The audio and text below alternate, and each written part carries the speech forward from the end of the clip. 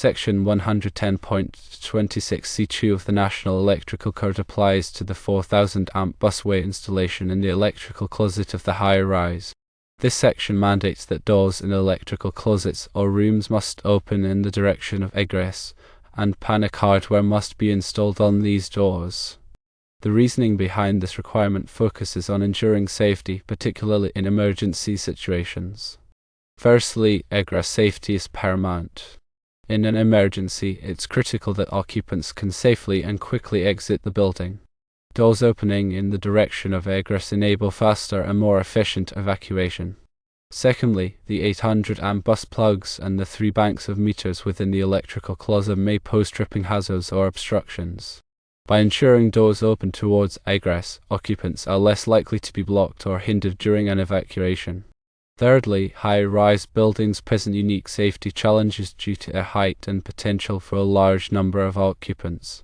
More stringent egress requirements are necessary to safeguard building occupants during emergencies. Considering specific aspects of busway installations, while 110.26c2 doesn't specifically address busways, the principles of egress safety still apply. Busways, although often installed overhead on walls or ceilings, must not obstruct egress pathways or create tripping hazards.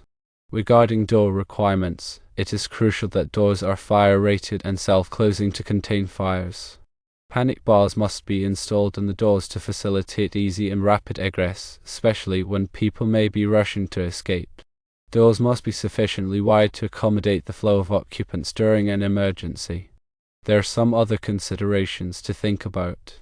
The electrical closet should be well ventilated to prevent overheating and maintain optimal operating conditions for the electrical equipment. Adequate lighting should be provided to illuminate the space, assisting in egress and ensuring visibility. Signage should be prominently displayed to clearly indicate the location of the emergency exit, guiding occupants during an evacuation.